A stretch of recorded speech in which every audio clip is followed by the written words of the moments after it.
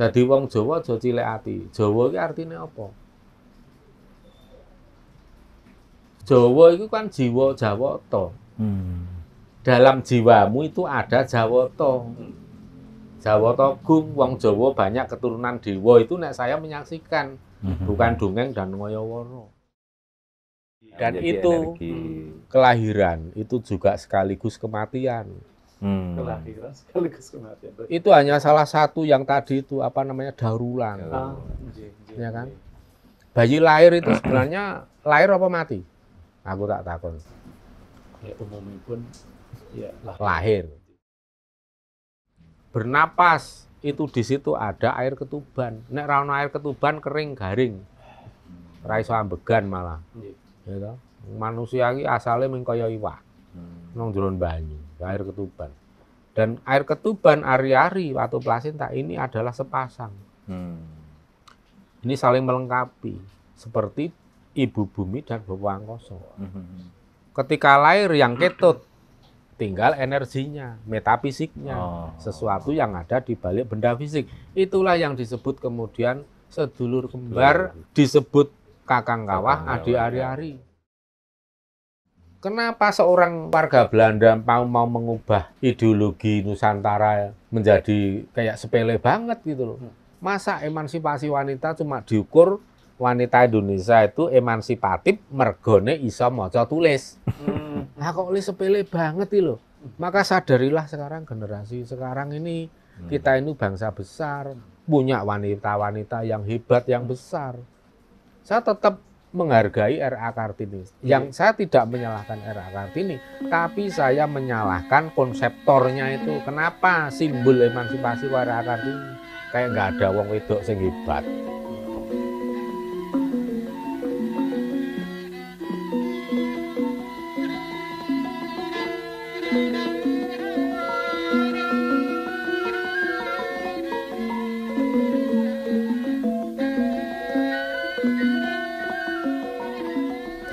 Sugeng sonten Kangmas Sabdo Langit, Rahayu Sagung Dumadi, salam sejahtera kagem Kangmas Sabdo Langit, sekeluarga dan juga dengan sahabat saya Mas Supriyanto. Matur nuwun Mbah Nuwun, terima kasih. Nah pada sore hari ini saya ngajak Mas Supriyanto sowan. Beliau salah satu yang juga memiliki spirit, bahkan punya satu konsep atau satu paradigma, satu keilmuan yang judulnya itu Hamemayu, Hayuning, Peradaban Bumi Mataram Jawa Binangun. Sungkem salam Romo, Sabdo Langit. Rahayu sedaya saking hormati.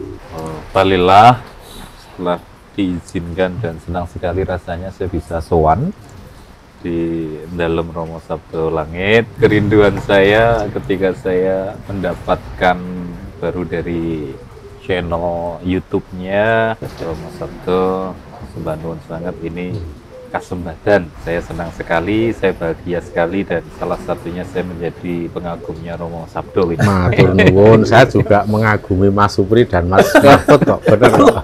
Estu itu. Sembah nuwun Romo. Nah, ini begini Romo. Izin dalam itu mau minta pun paringi peneguhan.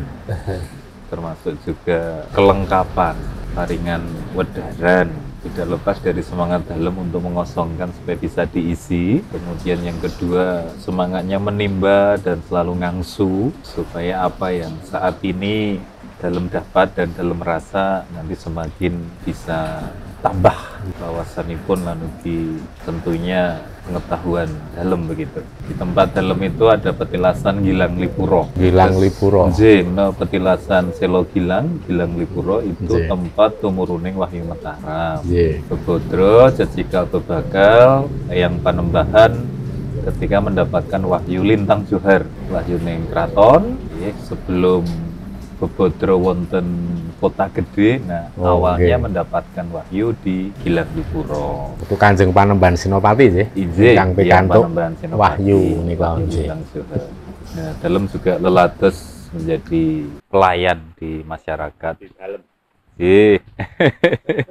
Melayani masyarakat di Gilang Harjo. Begini Romo, berangkat ini saya berangkat saya dari sebuah dorongan. Semoga sungguh ini tulus dalam hati saya adalah keikhlasan dan ketulusan saya dalam rangka kepingin mencita-citakan dan mewujud nyatakan sebuah nilai-nilai keluhuran, kemartabatan, kemuliaan, kearifan lokal.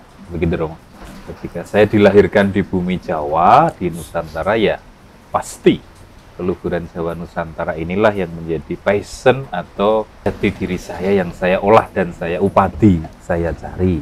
Nah, saya senang dengan budaya, senang dengan spiritual dari sejak remaja, dewasa, dan sekarang untuk menggeluti dan terus belajar. Nah, ternyata saya mengkutip ini pangandikan Romo Sabdo sendiri. Ketika ilmu Jawa itu luar biasa karena kitab teles ya belajarnya dari semesta tanpa batas begitu. Sungguh ketika kita belajar itu tidak ada batasnya gitu Romo ya. Laras. Maka saya mencoba menangkap, pengen sharing kan, nah nanti semakin bisa dilengkapi, sehingga itu harapan saya nanti bisa menjadi sesuatu bentuk secaos dalem ya, persembahan saya untuk peradaban Bumi Mataram Jawa Binangun ini ya, untuk bisa bertautan selaksa Tirta Yatra. Kalau Romo Mano mengatakan Jogja itu adalah bertautan, membangun silaturahmi untuk mempertemukan orang-orang yang punya pandangan dan visi yang satu, sinergi dan frekuensi tadi. Gitu Romo. Memaknai itu berangkatnya dari Mataram adalah mater. Mataram itu adalah biyung. Gus Mahfud sering mendengungkan dan menderaskan dengan kata biyung. Adalah sungguh sebuah jiwa dan passion feminim, kelembutan. Mataram itu adalah bentuk cinta, pertautan, persaudaraan. Semangatnya tentu mengasihi, menyayangi, menghargai, menghormati, memberi, merengkuh. Nah, dari kata Mataram ini Romo, kemudian timbullah jiwa suci, si mater itu sebagai ibu suri atau ibu pertiwi, disimbolkanlah sebagai Maria, kesucian, jiwa sucinya ibu yang harus dilandasi dan diletakkan. Mataram itu adalah Jawa atau batiniah yang itu diolah. Maka Mataram itu adalah kebatinan olah rasa, menemukan pencerahan jiwa sehingga dituntun si guru sejati sehingga Jawa tadi menjadi jiwa. Nah, saya maknai Jawa itu adalah olah batinnya, jiwa itu adalah menjadi karakternya. Nah, si Mataram yang sudah terolah jiwa sehingga akhirnya punya passion jati diri, itu punya sebuah sedya jangka gondro, cita-cita serta harapan yang mulia dan luhur dalam rangka mewujudkan trilogi Mataram dalam kehidupan. Itu diwujud nyatakan akhirnya menjadi sebuah bentuk brahmacari, artinya orang yang sudah tercerahkan gitu Gus, itu mewartakan. Pembawa pewarta inilah yang harus menjadi seorang rasul, mangrasul, artinya harus ini turun gunung lah kira-kira begitu. Setelah ini mendapatkan pencerahan, ini membawa sukacita, ini membawa kabar damai sejahtera, membawakan berkah tentang nilai-nilai yang harus ditebarkan dan harus diwartakan untuk tentunya ini bicara konteks ekologis dan eskatologis gitu loh. Nah, ini memaknai dari mater. Nah, mewartakan ini adalah konteks sebagai bentuk muria, membawa sukacita. Karena ketika karakter sudah dimiliki jiwa yang olah dalamnya adalah Jawa, di dalam Jawa itu terolah batinnya, sudah mendapatkan pencerahan sehingga punya Dharma Wicitra. Konteks Dharma Wicitra ini nanti ditambahkan Romo menurut pemahaman dalam adalah ya inilah tuntunan budi pekerti luhur itu sendiri, karakter feminim tadi, dan juga dipadukan kalau sudah terimplementasi dengan karakter maskulin, sehingga ini menjadi power dan gerak rasa yang itu saling bertautan dalam wujud karya. Karena nanti Romo nyuwun wejangan dan wedaran situasi kondisi terkinian. Nah, Mas Mahfud mau ya, mau dulu, tanggap dulu. Onje, kalau menanggapi Kang Mas Supriyanto ini satu cita-cita yang sangat luhur, Tapi tadi dengan ada 5 tahap yang sudah Kang Mas Supriyanto jelaskan, justru kalau saya pribadi ya, dan nanti juga tentunya Kang Mas Supriyanto, malah langsung ke intisarinya, ingin memahami, mendalami, dan mohon maaf Kang Mas, jadi mungkin ini tupangsu nih, hawa nafsu kawula, tapi ada mungkin ambisius ya, karena betapa dapat informasi indahnya moksa. Jadi walaupun sebenarnya kan itu anugerah dan enggak bisa ya dicapai dalam arti kita memaksakan diri ya, tapi ketika dapat kawruh itu betapa indahnya ya, telas tanpa tilas, kemudian kembali ke Gusti Ingkang Akarya Jagat dengan sepenuhnya sangkan barang itu, sehingga ingin tahu sebenarnya moksa itu nopo. Yang kelima tadi Tak dari kira nek nanggapi Mas Supri malah takon. lo ngasuk Kang Mas. Wah. Nah, tapi tadi Mas Supri sudah memberikan penjabaran yang komprehensif, yang komplit kok. Tapi Kita harus sudah- diisi. Kita sudah cukup komplit itu. Tinggal gimana cara membuat orang-orang itu lebih paham. Nggih. Nah, kan konsep yang abstrak itu kan lebih susah untuk diterima oleh, ya kita mesti memikir gini. Jadi anggap saja kita itu orang awam. Itu kira-kira kesulitan enggak menangkap. Kita kadang punya konsep yang canggih, yang betul-betul brilian. Tapi ketika itu dibahasakan itu kurang membumi, akhirnya kadang malah justru menjadi ini kayak burung di sangkar emas, kayak menggantung di menara gading. Karena kalau saya tuh sering mengajak sedulur-sedulur itu untuk kita lebih ke menyentuh ke sesuatu yang sifatnya itu lebih realistis, mudah diterima oleh akal budi maupun oleh hati nurani, gampang menyentuh. Jadi ketika kita mendapatkan konsep-konsep yang ditawarkan itu ya akan cepat berhasil, karena semua orang akan mudah, oh ini sesuatu yang sifatnya nggak jelimet rumit. Apalagi masyarakat kita itu kan kalau kelihatannya itu terlalu bertele-tele karena ya ini ya nggak banyak waktu untuk mengolah itu. Ya karena kesibukan untuk mencari nafkah, mencari makan ya. Beda dengan mungkin leluhur zaman dulu. Leluhur zaman dulu itu mudah untuk membuat konsep-konsep yang luhur, kemudian mengimplementasikan, memasyarakat itu mudah karena memang lebih banyak waktu. Waktu nggak tersita untuk cari makan. Karena bumi pertiwi ini sudah gemah ripah lo jinawi. Nggak usah dicari, makan datang sendiri. Tinggal di kebun kanan kiri sudah penuh makanan berlimpah. Surga dunia ya, Mas. Makanya untuk menciptakan karya-karya seni yang adiluhung itu mudah. Untuk menggapai kesadaran spiritual yang tinggi juga lebih mudah. Lah kita, ya kan, kadang waktu untuk cari makan aja udah full time sehari, hasilnya nggak seperti yang diharapkan. Ya. Jadi untuk menerima konsep-konsep yang bagus apapun, sebagus apapun, jadi sulit. Nah kita harus memahami. Justru ini saya ajak untuk mengevaluasi diri, untuk mengoreksi diri. Bagaimana agar supaya konsep kita itu mudah diterima orang. Sederhanakanlah, disimpelkan supaya mudah dipahami orang dan orang itu gampang nglakoni. Itu karena kadang kelemahan kita, kelemahan yang mungkin ada istilah-istilah atau pemahaman yang kurang familiar. Itu kan seperti istilah asing gitu ya. Ibaratnya kita itu diajak untuk membahas sesuatu tapi banyak istilah-istilah yang menggunakan bahasa Latin, bahasa Inggris ya. Kita kan mesti kerja 2 kali 3 kali, mesti memahami ini istilahnya apa ya. Yang kayak gini, ini bahasa Inggrisnya apa, artinya apa. Nah itu kalau bisa kita harus menyederhanakan, harus membuat lebih simplistis sehingga mudah untuk dipahami dan diimplementasikan. Karena ya prinsip kita itu gini, ilmu yang ginelar ngebai jagat, yang ginulung sak merica jinumput. Nah kalau kita memang memiliki ilmu jagat raya ini biar mudah diterima siapa saja, ya gulunglah ilmu itu sak gede merica, men praktis diterima sapa wae, men ora kabotan. Gitu.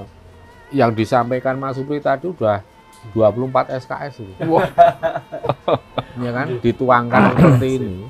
Kalau saya berkaca sebagai orang yang awam, pasti saya harus buka literasi, buka ini yang banyak banget. Nggih, Karena nggih. banyak istilah yang belum familiar. Masyarakat kita itu masih harus melalui proses yang lama.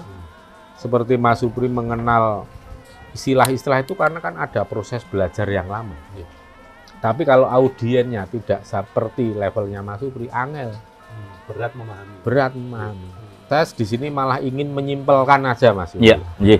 Saya ingin menyimpelkan supaya ini bisa menjadi bekal juga untuk ke sana, bagaimana membuat orang-orang itu tercerahkan dengan adanya cita-cita yang luhur tadi, yaitu Hamemayu, Hayuning, Peradaban, Bumi Mataram, Bumi Mataram. Jawa Binangun.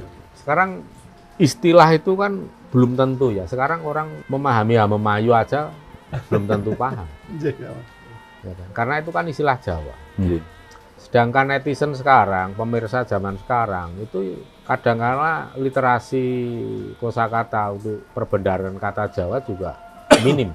Nah, kalau kita mau simpelkan itu yang kita dimulai dari konsep yang pilar utamanya dulu kita kenalkan. Pilar utamanya yang kita ambil dari Sinuhun HB2 sampai HB9 itu kan turun-temurun memegang 3 pilar utama konsep tentang Hamemayu. Kita dari yang paling tinggi sampai ke yang ke pribadi ya. Hamemayu, Hayuning, Bawono. Terus kemudian memasuh Malaning Bumi. Memasuk Malaning Malaning Bumi. Bumi. Terus yang ketiga yang ada di dalam diri atau levelnya jagat cilik itu mangasah mingising budi. Mangasah mingising budi. Ya. Sekarang cara memahaminya itu kan konsep 3 pilar utama. Pilar utama untuk apa? Ya untuk agar manusia itu selaras dengan alam. Itu aja intinya. Ya kan? Agar manusia selaras dengan tata hukum keseimbangan alam. Ada pertanyaan apakah manusia perlu menata pola keseimbangan alam? Tidak perlu. Alam itu kita manusia jangan sok keminter, jangan sok minteri alam, menata supaya alam itu bagus, indah dan cantik. Nggak perlu. Biarkan alam ini secara natural akan menata dirinya sendiri. Alam ini sudah super cerdas dan super bijaksana. Nah yang dilakukan apa? Ya kita itu cukup ngikuti saja hukum alam, tata keseimbangan alam. Dengan cara apa? Ya melestarikan, tidak merusak. Biarkan alam berproses dengan sendirinya, kita ikuti saja. Kalau kita ada membersihkan sungai yang kotor, yang dibersihkan apa? Yang dibersihkan sebenarnya cukup sampah yang dibuat oleh manusia. Kalau ada rumput-rumput yang tumbuh, biarkan, itu alami. Kan fungsinya rumput itu kan untuk memproduksi makanan buat ikan, buat hewan air. Biarkan. Kadang sok manusia sok kepinter. Rumput di bantaran sungai, di pinggir-pinggir sungai dibersihkan. Ya yang mumet ya ikan. Cari makan, stoknya makan berkurang. Setelah sungai dibersihkan malah banyak ikan yang mati. Itu sok manusia sok keminter. Makanya untuk mencapai Hamemayu, Hayuning, Bawono kita harus punya modal utama. Modal utama kita apa? Yaitu mangasah mingising budi. Kita punya budi pekerti supaya lantip ing panggraita permono waskita ya kita asah. Soal caranya mengasah piye ada miliaran cara. Masing-masing orang punya teknik dan punya cara sendiri. Itu kalau dibahas harus khusus. Cara mengasah budi pekerti itu piye. Ya kalau wong Jawa ada caranya ya dengan semadi, dengan memahami sejati ning urip ki piye supaya bisa nggayuh urip kang sejati kan kudu mangerti ya sejati ning urip. Wong nek wis mangerti memahami sejati ning urip engko bakal iso nggayuh urip kang sejati. Itu dengan cara mangasah mingising budi. Makanya yang perlu ayo mari para pemirsa, para warga, kita sama-sama belajar mengasah mingising budi. Apa yang perlu kita lakukan? Ya mengasah mingising budi ada banyak pelajaran gitu. Dari urip iki kudu murup, kan? Sampai kita itu belajar laku tarak broto, topo broto, topo ngrame, topo mendem itu kan banyak banget cara-cara Jawa untuk mengasah mingising budi.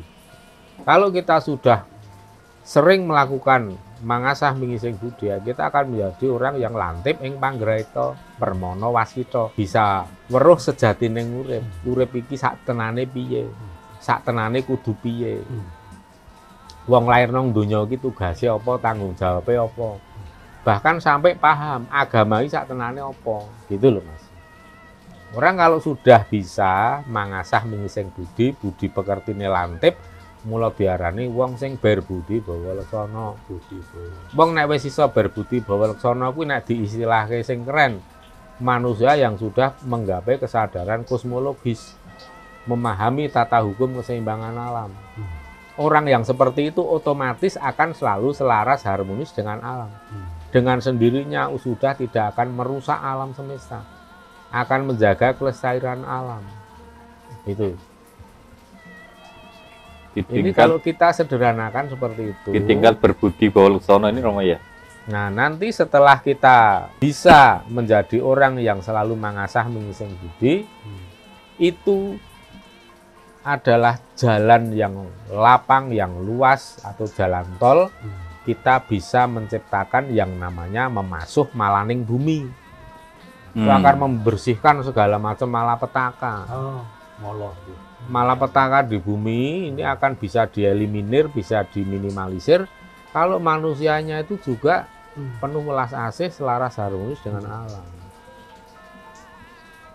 Kan tujuannya itu, manusia itu harus lantip ing panggraita, harus cerdas spiritualnya, ya, harus cerdas pemikirannya, supaya apa? Yaitu agar bisa untuk menciptakan kebersihan alam semesta dari berbagai macam malapetaka.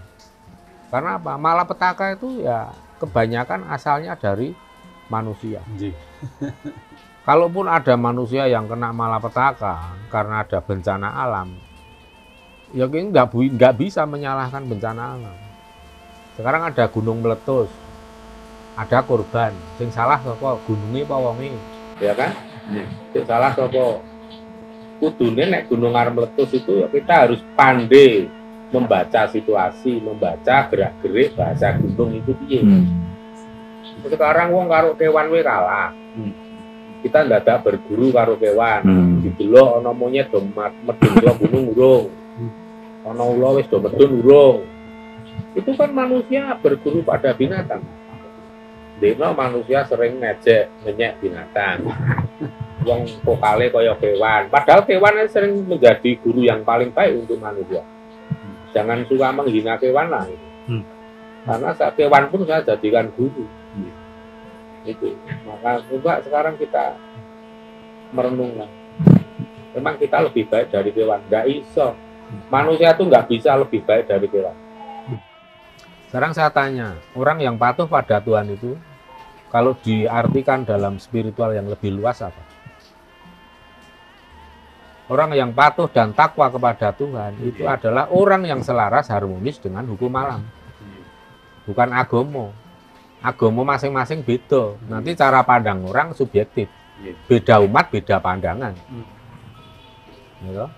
Nanti kalau ujung-ujungnya kalau saling ngotot ya ming tawur. Gitu. Tapi coba kita lebih luas, komprehensif memandang kehidupan ini. Ketakwaan manusia pada Tuhan itu sebenarnya keselarasan dan harmonisasi manusia dengan tata hukum keseimbangan alam. Kenapa manusia nggak bisa mengalahkan kewan? Ya, sekarang saya balik tanya, sejak kapan manusia pernah mengalahkan ketakwaan kewan pada alam? Nggak pernah menang manusia. Patuh. Oh, kewan itu kepatuhannya luar biasa. Bisa dianggap 100% disiplin mematuhi ketentuan alam. Terus saya ini direnungkan sendiri. Memang ada hewan yang jahat? Ada enggak? Ada enggak hewan yang jahat? Enggak ada. Hewan makan, harimau makan celeng. Itu bukan kejahatan. Memang panganannya kaya nek panjenengan makan nasi. Emangnya jahat? Ya enggak? Ketaatannya itu ya. Itu hidupnya sesuai dengan mata rantai makanan.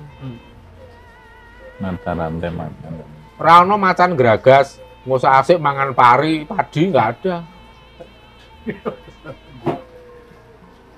Jangan pernah berpikir kita itu bahwa kewan itu hina. Saya enggak tegel kewan kok dianggap hina. Hinanya di mana? Justru manusia itu yang makhluk paling potensial melakukan kejahatan ya.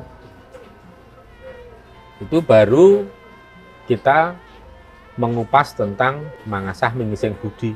Hanya baru untuk memahami, oh urip ki sejatine ngono ta. Wong takwa ki jane kuwi. Tak kira nek wong takwa ki sing rajin melaksanakan ritual agama. Lah kuwi subjektif. Itu takwa menurut your belief system. Bukan objektif. Kalau takwa yang sesungguhnya yaitu yang patuh, yang tunduk, harmonis pada hukum alam. Makanya saya berani mengatakan bahwa manusia jangan sok keminter untuk menata pola keseimbangan alam, menata alam. Ngertine apa menungso kok iso hebat menata alam? Manusia itu nggak bisa melebihi kecerdasannya dengan alam, tata hukum keseimbangan alam. Karena apa? Di balik hukum tata keseimbangan alam itulah rumus ciptaan Tuhan. Iso ngalahke Tuhan. Sang jagat noto. The spirit of the universal. Kapan manusia iso? Besok kementus wong saiki gaya tok ya. Nata alam semesta. Wes tokno wae memang sekarang gini ya. Bumi ini kalau nggak ada manusia memangnya rusak. Ya ndak, malah justru lestari, widodo. Dan memang kalau saya ngasih tasawuf kerusakan di darat dan di laut kan karena ulah manusia. Ya wong memangnya sopo. Kalau ada fenomena alam, ada tanah longsor, gunung meletus, tsunami dan lain, ada kerusakan. Itu kan kerusakan yang sifatnya sementara. Ada proses daur ulang. Karena apa? Tidak ada yang namanya sesuatu yang sifatnya tetap. Di planet bumi, di Mercopodo ini. Sesuatu yang tetap itu hanyalah perubahan itu sendiri. Ada perubahan terus-menerus. Itulah proses daur ulang. Makanya dalam pola keseimbangan, dalam tatanan kadewatan itu ada Siwa, ada Wisnu. Semua itu adalah balancing. Ada yang memelihara, pada saatnya sudah gilir gumanti. Ya. Itu apa yang dinamakan cokro manggilendra? Putaran evolusi itu ya? Bisa. Kalau ada prinsip gilir gumanti itu ya seperti itu. Dan yang namanya gilir gumanti itu bukan malapetaka, tetapi justru itulah pola keseimbangan alam, pola alam semesta melangsungkan kehidupan ini. Nek wong nek ra ono sik mati ya medeni, Mas. Kalau misalnya contoh konkret ya, ini sangat bagus buat generasi milenial ya pemahaman ini. Letusan atau erupsi Gunung Merapi kita maknai dengan tadi ada Hanumayu Hanuning Bawono, mangasah mimising budi, mangasah mingising budi, memasuh malaning bumi. Pripun kangat misalnya. Ya jelas, sing jenenge Merapi nek ra jebluk 100 tahun ya kene kesuburannya berkurang. Sleman Salak ora geol-geol meneh, Mas. Ku produksi salak, produksi cabai daerah lereng Merapi engko do menurun drastis, hasil tanah makin nggak subur. Begitu ada letusan, ya matur nuwun itu pupuk nomor 1 di dunia. Iya, pupuk vulkanik itu pupuk nomor 1 di dunia. Pupuk endi sing iso ngalahke, paling komplit. Dan misalnya terjadi itu kan nganyarke padha wae. Anjir resmi. Bumine tak anyarke. Tak basuh, memasuh malaning bumi. Malaning bumi itu apa misalnya? Ya kalau tanah itu sudah gersang itu kan memolong. Makanya dibasuh dengan cara dibiuk yawu itu supaya subur. Tapi pada saat Merapi duwe gawe mbok ya wong kuwi ngerti, kan gitu. Ngedose. Wong kuwi nek lagi ana wong macul nang sawah, nyangkul di sawah itu lho. Ya jangan cedak-cedak cangkul engko sirahe coal. Awak dianruk-anrukke nantang perkara. Nah itulah yang namanya kita itu harus selaras harmonis, itu juga mengerti. Oh alam sedang digawe, kita menyingkir dulu. Kita harus bijaksana. Itulah kenapa perlune mangasah mingising budi, karena jadi manusia kudu sing wicaksana. Wong nek iso mangasah mingising budi otomatis akan bisa mengantarkan bersama seiring sejalan dengan alam semesta untuk memasuh malaning bumi. Dan menungso tidak ikut kena wasuh. ora kena garu lumaku. Manusia tidak ikut menjadi orang-orang yang dibasuh. Nek dibasuh nganggo lahar langsung melonyo, dibasuh nganggo banjir bandang ya kentir bablas. Ngono lho, Mas. Nek wis ngono kuwi mau wong wis iso mangasah mising budi iso dadi wong berbudi weweleksana, terus kemudian paham, kemudian bisa selaras untuk memasuh malaning bumi, sikapnya tidak bertentangan dengan hukum alam, tidak merusak alam, tapi melestarikan dan menjaga kelangsungan hidup, itu namanya ikut serta manusia dalam memasuh malaning bumi. Aja dadi malah dadi mungsuhe bumi. Ya. Nah, setelah kalau sudah bisa memasuh malaning bumi, wong lage iso sing jenenge hamemayu hayuning bawana. Itu kan langkah step-step. Memelihara alam. Jangan kecil hati, kok susah ya dipahami dan kita udah sederhanakan. Yeah. Kalau memang kita cilik hati, sekarang dadi wong Jawa aja cilik hati. Jawa iki artine apa? Jawa itu kan jiwa Jawata. Dalam jiwamu itu ada Jawata. Jawata gung, wong Jawa banyak keturunan dewa, itu nek saya menyaksikan, bukan dongeng dan ngoyo-wono. Sekarang Ki Ageng Tarub saja garwane widodari itu kan dewa feminin. Raja-raja Majapahit, Mataram, bahkan dari dulu masa kerajaan-kerajaan tua, abad awal Masehi sampai pertengahan itu kan banyak yang keturunan dewa. Makanya dulu ada wanita itu namanya Dewi. Dewi itu bukan sekedar nama, tetapi itu juga untuk menandai bahwa seorang wanita itu ada darah atau gen langsung dengan kadewatan. Nah sekarang akeh kok wong arep nganggo nama Dewi ya bisa. Mbak Dewi Persik contohnya. Nah, misalnya Mbak Dewi Persik itu ora kudu keturunan dewa bisa. Tapi kalau zaman dulu berat Mas nama itu. Nek wong umum ora ana keturunan nganggo kuwi ya jengkelit. Karena ada kesakralannya. Ada komunikasi langsung, itu kan tanda, itu tanda bahwa ini memang ada hubungan langsung. Bukan untuk gagah-gagahan, tetapi untuk apa? Mengingat bahwa kamu itu adalah gen para kadewatan, tanggung jawabmu lebih besar dalam kehidupan ini. Kowe kudu luwih iso gawe murup. Itu gelar kan, Mas? Ya bisa dikatakan gelar, ya bisa dikatakan identitas lebih tepatnya. Dan itu sangat melekat tanggung jawab yang lebih besar. Makanya kalau ada wong sing jenenge ra kuat kuwi orangnya tidak sesuai tanggung jawabnya, belum bisa memenuhi seperti yang disematkan dalam nama. Mula ra kuat, ya loro-loronan gering akhirnya mengganti jeneng. Romo, apa itu juga bisa dimaknai. Jadi Jawa tadi Jawata ngejawantah gitu nggih. Jadi ketika Eyang Joko Tarub kemudian bertemu dengan Dewi Nawang Wulan, itu kan berarti perpaduan bertemunya ini kan keturunan dari Jawata, keturunan dewa, sehingga si Dewi Nawang Wulan ini membawa nilai-nilai Mataram yang feminim tadi itu ya, menjadi karakternya budi pekerti luhur. Kalau bicara soal feminin, Mas, kita itu dari Ratu Sima itu sudah feminin. Dari abad 4, abad 5 itu ya, waktu kerajaan Medang itu kita itu sudah feminin. Makanya kalau dikatakan emansipasi wanita itu ada digambarkan R.A. Kartini, punten dalem sewu, nek saya nggak mau. Karena apa? Emansipasi wanita Indonesia itu seorang Ratu Gung Binathara.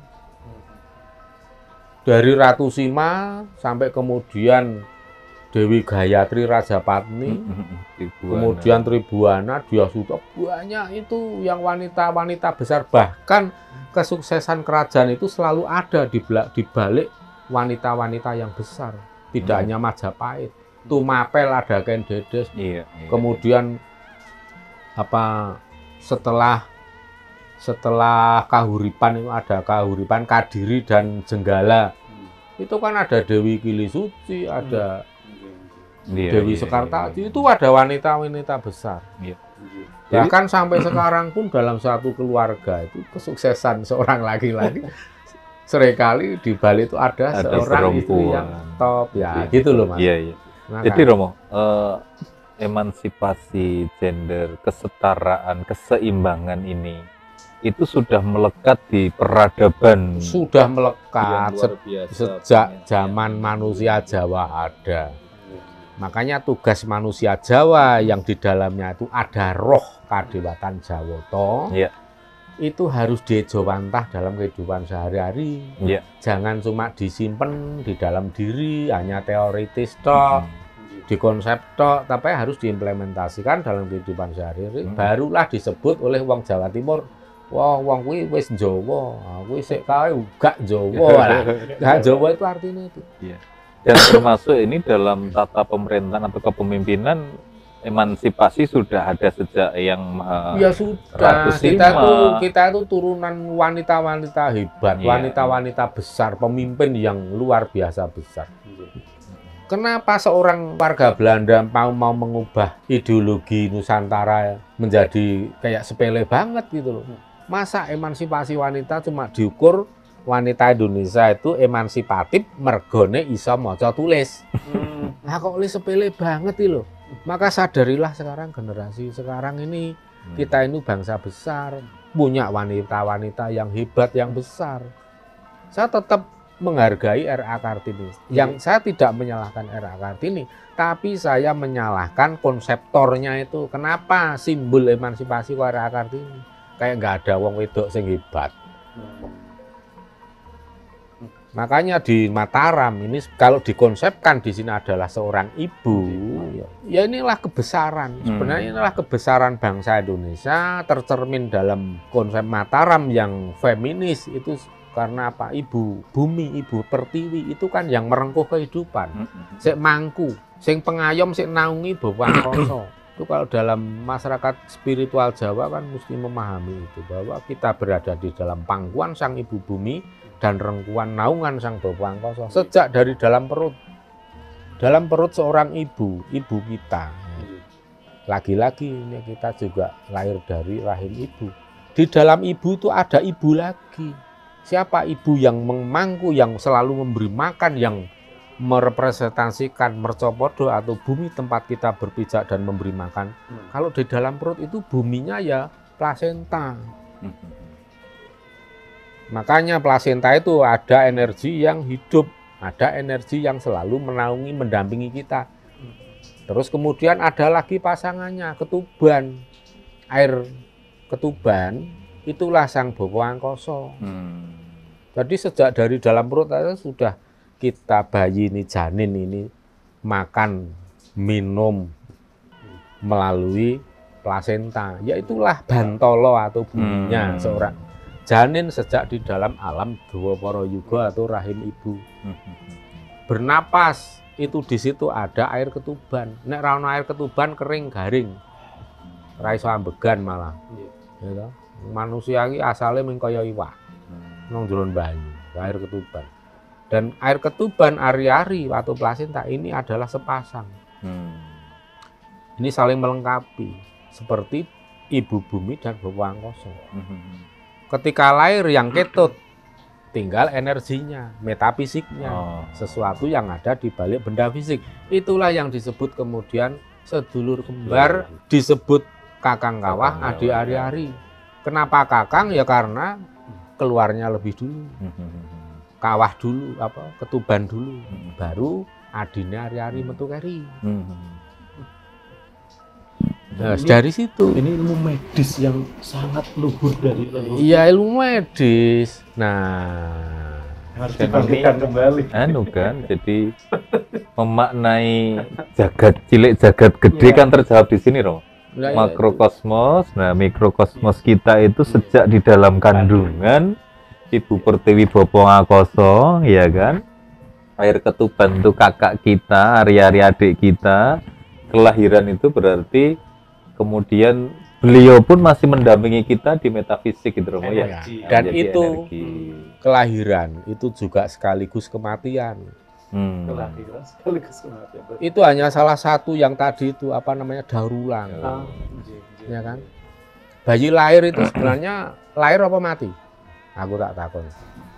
Ya umumipun ya lahir. Karena yang ngomong wong sing wis lahir dhisik. Kalau seandainya Mas Mahfud berada di dalam Nggih. alam kandungan, alam rahim, Mas Mahfud kembar, Nggih. terus sing siji kembarane metu dhisik. Nggih. Mas Mahfud mengistilahke apa istilahnya? Mengistilahkan saudara yang keluar duluan. Lahir. Bukan lahir. Ngestilahkene ya sedulure ku mau meninggal dunia rahim. Meninggalkan dunia rahim. Iya toh? Kalau sekarang ada orang yang mati, Iya. kita ngomong, oh meninggal dunia, meninggalkan dunia. Nggih. Tapi bagi leluhur, ya lahir ke alam leluhur, alam kabadian. Mula kuwi ana istilah kakangne lembarep, adine wuragil. Kakaknya sulung, adiknya bungsu. Memang ada. Ya kalau dalam hitungan keluarga ya enggak ada.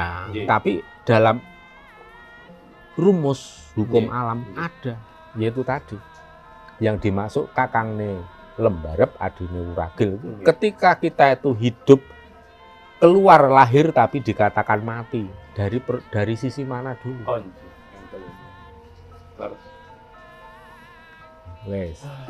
Iki lagi sak cuil. berarti mungkin saya coba memahami semampu kula ya, Kang Mas.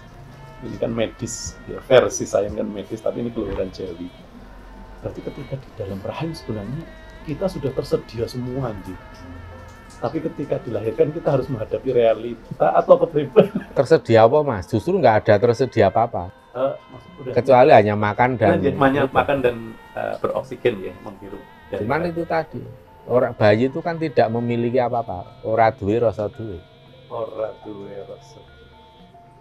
Nah, ketika manusia lahir ke dalam dimensi bumi atau mercapada, barulah tumbuh sing jenenge rasa duwe rasa duwe. Kalau kita mau kembali ke alam rahim, kita memurnikan diri, kita restart. Coba restart mulai dari janin dalam perut. Duwe rasa, ora duwe rasa duwe. Itulah patokan kita untuk memurnikan segala hawa nafsu. Itu modal awal untuk mangasah mingising budi. Wis tak temokke kono meneh.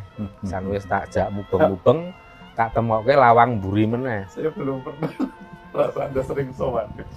Ya, ini kan namanya kentros delingnya kan di sini. Nah, ini Romo. Kelas kadewatan. Memaknai tentang ya ini sesuatu yang genuine. Orang Jawa dengan keluhurannya original. Nah, ini kita sebenarnya cuma membaca fakta loh, Mas ya. Yeah. Ini kita cuma membaca fakta bahwa membaca fakta sesuai yang sebenarnya, bukan cuma melalui keyakinan atau belief system atau hanya mitologi atau dongeng, bukan. Ilmu Jawa itu kudu berdasarkan kasunyatan. Nek ora kuwi dudu ilmu Jawa. Makanya saya mau matur bahwa intinya original yang sangat punya kecerdasan luar biasa ini kan sebenarnya orang Jawa yang luhur kita itu sangat high logis, sangat rasional, itu, Mas. sangat ya ora terlalu sunyoto ya. Kalau diarani jiwa kuwi jiwane Jawata. Oh. Karena dalam diri kita itu ada Jawata atau ada Tuhan.